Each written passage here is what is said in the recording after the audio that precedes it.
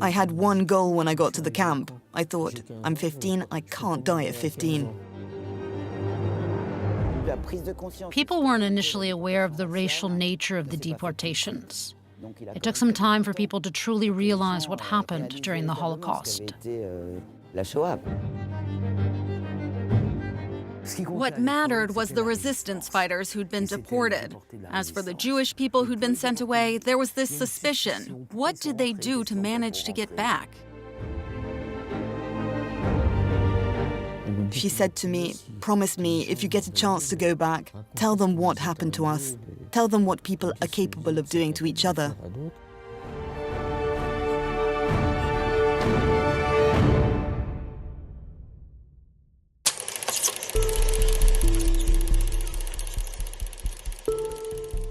On January 27, 1945, when the Soviet army liberated Auschwitz, the French population had yet to grasp the reality of the Holocaust. It was not until the Allied advance on the Western Front that the general public understood the scale of the tragedy. The Americans were the first to enter a commando camp near Buchenwald called Ohrdruf. They decided to leave a circle of corpses as they found them and not to touch anything in the camp. And then they quickly organized a real media operation. General Bradley and General Eisenhower's visit was filmed by news crews. There were photographers, so it was a considerable media moment. Les fours crématoires brûlant jour et nuit ne pouvaient pas suffire au rythme de la mort. Harrowing images compounded by the astonishing moment when the survivors began to return. Esther Dzik was one of them. She grew up in Paris, where her parents, who were Polish Jews, were rounded up with her younger brother in July 1942. These are my parents. Esther was deported to Auschwitz in September 1943. There, she was reunited with her sister, who disappeared months earlier. Every morning, I went to see her in her section, and every day I saw her withering away. And one day I turned up and she wasn't there anymore. So I asked the other women, I said, "Where's my sister?" They said she couldn't get up, so she was sent to the sick bay. We knew what that meant. I rushed there and found my sister lying on a straw mattress, spitting up blood all over the place. She'd been bitten by dogs and had an infection that had spread. She was in a pitiful state. So I said to her, "Listen, Fanny, I'm going to help you up, because you know what's going to happen if you stay here." She said, no, leave me alone. This is the end for me. She said, "I've tried to hold on." And then she said, "You're young. The war will soon be over." She said to me, "Promise me, if you get a chance to go back, tell them what happened to us. Tell them what people are capable of doing to each other, so that we're not forgotten by history." Esther survived alongside her friend Marie. The two young women were in Auschwitz until January 17, 1945. When the Soviet army began to advance on their positions, the Nazis evacuated tens of thousands of detainees from Poland via death marches to Bergen-Belsen and then to the Mauthausen camp. We stayed like that until May the 5th, 1945. At 1 p.m. we saw the white flag flying above the Mauthausen fortress, because it was on a hill. And then we saw the first deportees coming down. Then they came running, saying, "Don't stay in the camp. The Germans have opened the gates, saying they're going to lay landmines in the camp." They couldn't leave any survivors. One of the ladies who was with us said, "If we go out, they'll shoot us." I said, "If we stay inside, they're going to shoot us anyway." So I thought, well, what are we risking? So Marie and I set off. The two young women reached a deserted military hospital. 3 days later, Germany had surrendered, and an American regiment arrived on the scene. They disinfected us and gave us a shower. Then they weighed us. I weighed just 32 kilos, so it was certainly time for that to come to an end. And then they gave us a more thorough examination, and we'd caught typhus because the two barracks were in the old infirmary.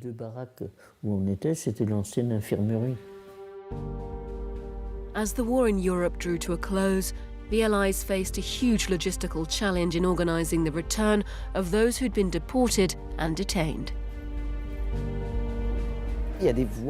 People were repatriated in different ways. Some went through Northern Europe to return to France. Others arrived directly by train in Paris. While others had to be repatriated by plane because of the state of their health. It meant that they couldn't walk, for example. We could barely stand up, but we were finally cured. They took us to a small airfield, and we flew back to France in an American Flying Fortress bomber. It was just the two of us. It was my first trip on a plane.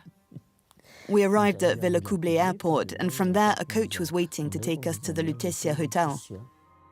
The luxury hotel had been the Parisian headquarters of German military intelligence during the occupation. But on April 29, 1945, it was requisitioned by the French authorities and used to shelter those returning from the camps. So we went into the hotel. We were issued temporary identity cards. Next door, there was a small office, the military security, because you had a lot of people who had collaborated. When Paris was liberated, of course, they left with the Germans and then tried to be repatriated, as if they'd been deportees. For us, it was a quick process because Auschwitz was the only camp where they tattooed inmates, so the police check was quick.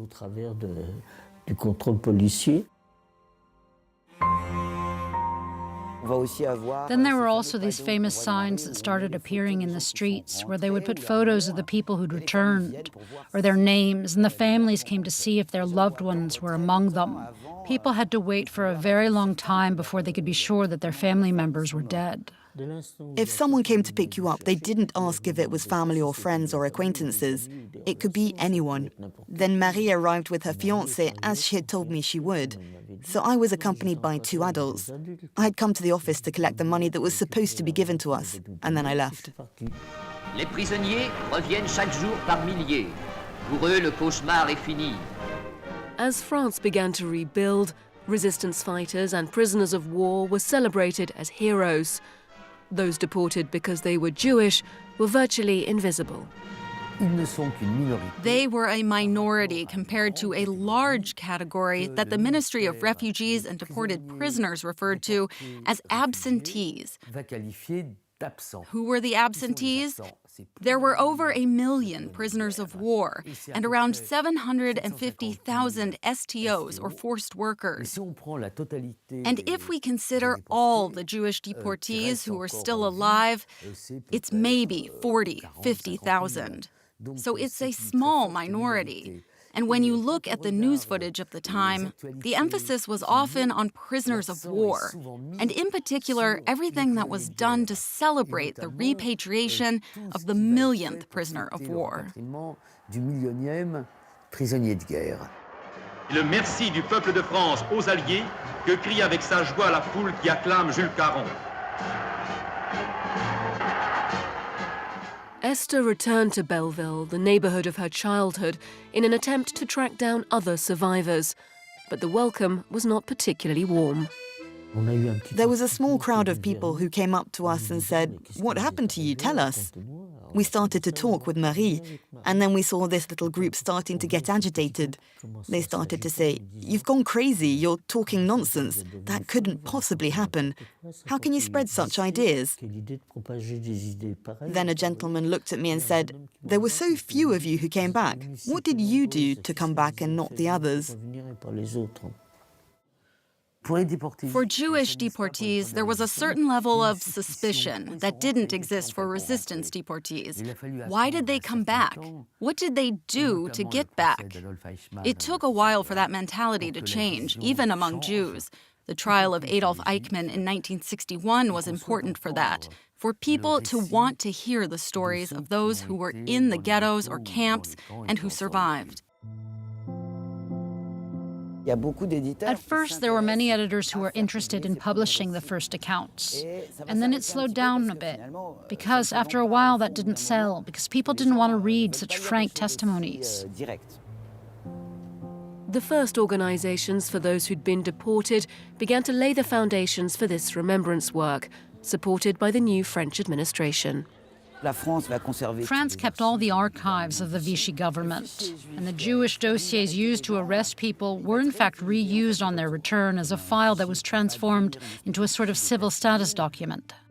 In addition to preserving these archives, France made important legislative changes too. The new French government had promised to abolish all racial laws, meaning that when those Jews returned, there was no longer any discrimination. The decision was made that any Jew who'd been deported from France would have the right to return to France, even if they didn't have their papers. Because nobody had papers anymore, right? Esther, whose parents had been refused naturalization in 1934, became French. But part of her remained where most of her family had been murdered. Once you've been to Auschwitz, you never leave. When I was there, I did everything I could not to die. When I came back, well, I swallowed a whole box of pills, everything I had, and ended up in a hospital. I was in the hospital for 6 months. Then when I came out, of course, my hair had grown back. I mean, I looked normal, if you like. Then I started to feel like me again.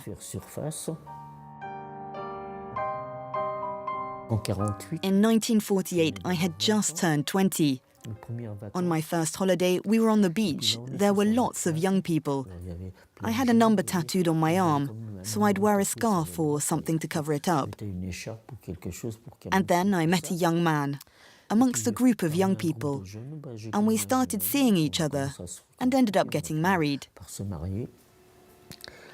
I had 3 children, 6 grandchildren, and 6 great-grandchildren.